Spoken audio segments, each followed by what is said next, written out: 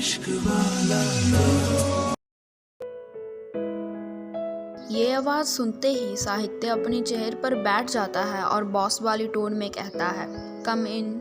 जिहान अंदर आता है और साहित्य को ग्रीट करते हुए उसकी तरफ एक फ़ाइल बढ़ा देता है और कहता है, सर, मिस्टर रावत ने फ़ाइल भेजी है और वो आपसे शाम को 5 बजे मीटिंग करना चाहते हैं और मैंने आपके शेड्यूल के हिसाब से मीटिंग तय कर दी है। साहित्य हाँ में सिर हिला देता है और फाइल को देखने लग जाता है। जिहान वहीं पास में खड़ा रहता है और फिर साहित्य उसकी ओर मुंह करता है और कहता है, ठीक है, पर एक बात, कोई गड़बड़ नहीं होनी चाहिए और साथ ही तुम अभी मेरे साथ चल रहे हो।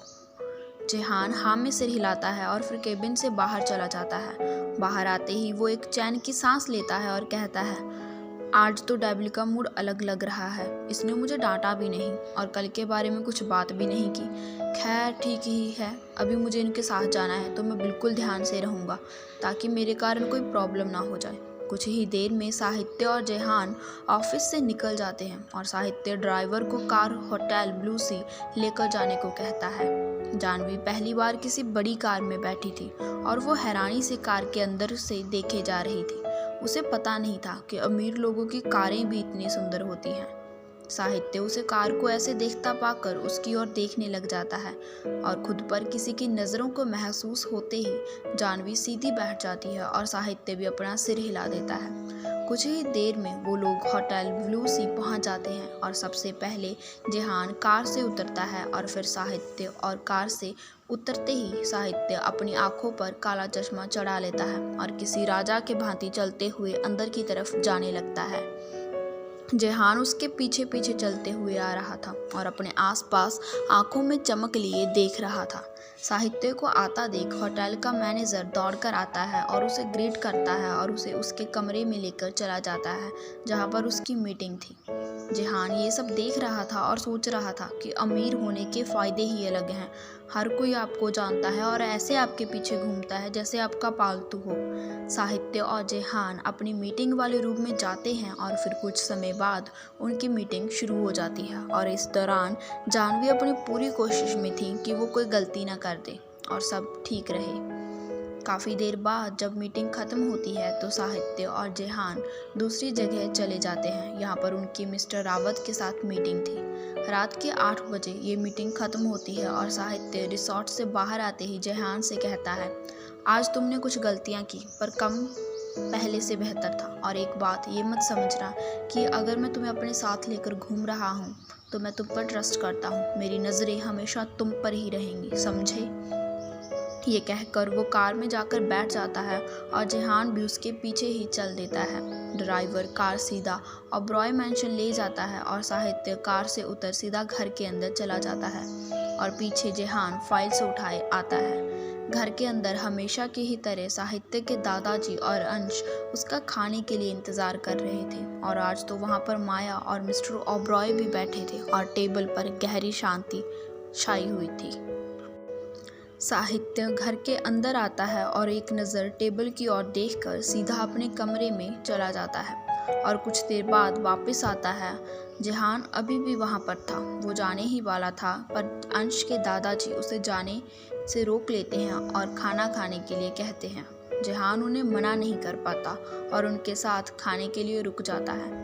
साहित्य आकर अंश के साथ वाली चेयर पर बैठ जाता है। मेड सबको खाना सर्व करती है और सभी खाना खाने लगते हैं। अभी तक कोई कुछ नहीं बोल रहा था। शायद सभी इस चुप्पी का कारण जानते थे क्योंकि आज सबके साथ माया और मिस्टर ओबरॉय भी तो बैठे थे। पर जिहान ये सब नहीं जानता था। वो चुपचाप खाना खा रहा था पर उसे इतनी खामोशी चुभ सी रही थी। जिहान ने एक नज़र साहित्य को देखा जिसने एक बार भी नज़रें उठाकर अपने आसपास नहीं देखा था। उसका पूरा ध्यान अपनी प्लेट पर था। तभी इस शांति को तोड़ते हुए मिस्टर ओबरॉय साहित्य से कहते हैं, मिस्टर रावत वाले प्रोजेक्ट का क्या हुआ। साहित्य उन्हें कोई जवाब नहीं देता। तभी मिस्टर ओबरॉय जिहान की ओर देखते हुए पूछते हैं, तुम साहित्य के असिस्टेंट हो ना। जिहान ने अपने मुंह में डाला खाने का निवाला निगलते हुए हाँ में सिर हिलाया और कहा, yes sir, I am Jihan. Mister Oberoi हाँ में सिर हिलाते हैं और कहते हैं, मिस्टर रावत वाले प्रोजेक्ट के बारे में क्या हुआ। इसके पहले कि जेहान कुछ कहता, साहित्य अपने पास पड़ा कांच का पानी का गिलास नीचे गिरा देता है और चिल्लाते हुए कहता है, कोई है यहाँ पर जो इसे साफ करेगा? एक मेड दौड़ते हुए आती है और सब साफ करने लग जाती है। वहीं जेहान एक पल को चौंक सा जाता है कि ये क्या हुआ। अंश और दादाजी साहित्य के बदले बिहेव का कारण जानते थे, पर वो इस समय कुछ नहीं बोले।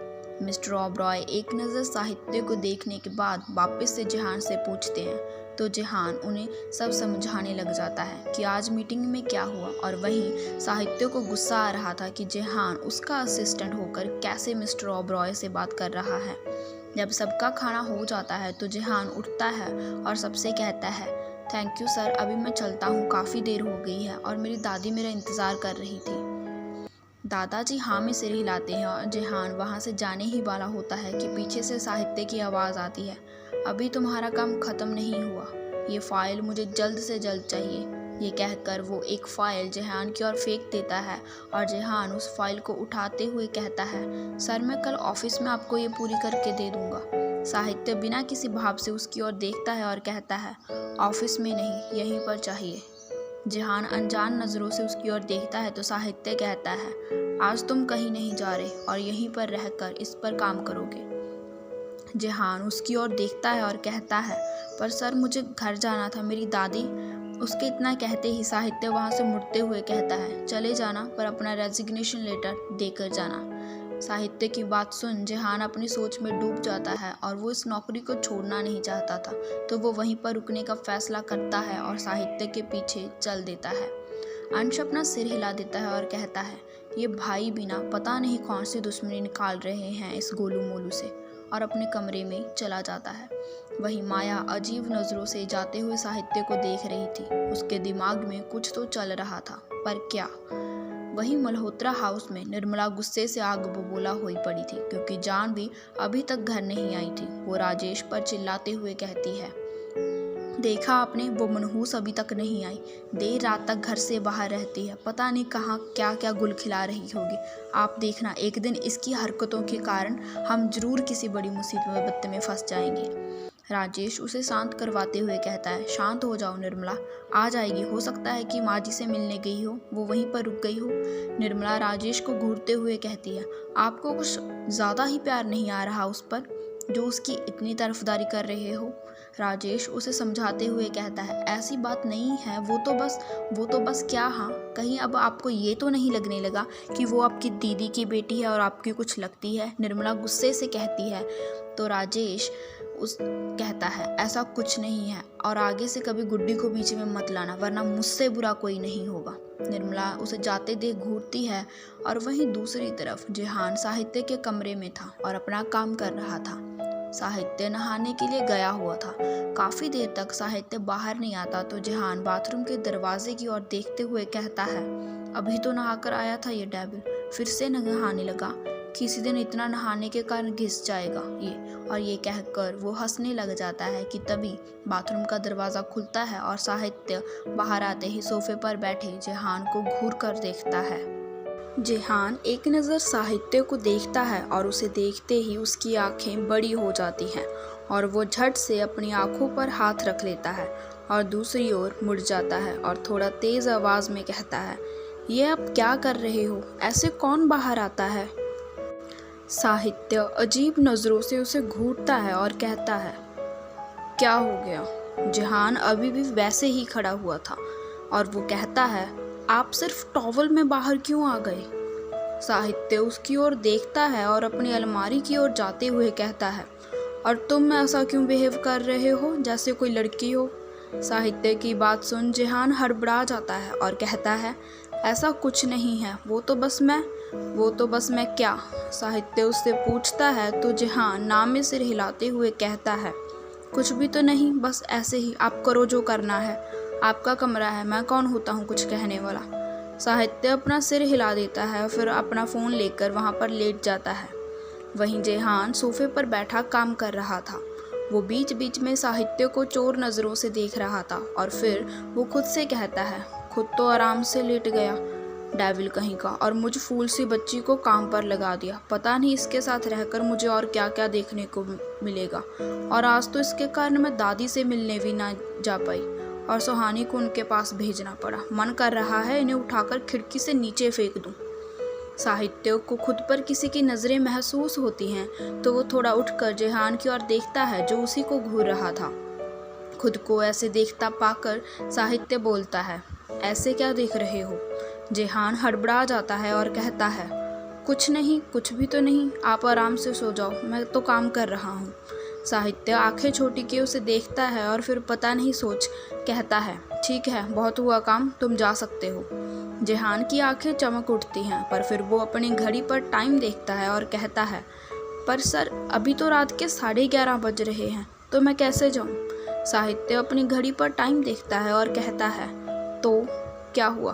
तुम्हें कोई उठाकर नहीं ले जाने वाला और कोई तुम्हें उठाने की हिम्मत कर भी नहीं सकता, इतने भारी जो दिखते हो। जेहान का मुंह खुला का खुला रह जाता है क्योंकि साहित्य साफ साफ उसे मोटा कह रहा था और वो अपना सिर हिलाते हुए कहता है, ठीक है सर, मैं चलता हूँ। जेहान वहाँ से निकल जाता है और उसके जाते ही साहित्य खुद से कहता है, ये मुझे क्या हो गया है? मैंने आज तक किसी से ऐसे बात नहीं की, मुझे खुद पर काबू रखना होगा। इतना कहकर वो आराम से सो जाता है।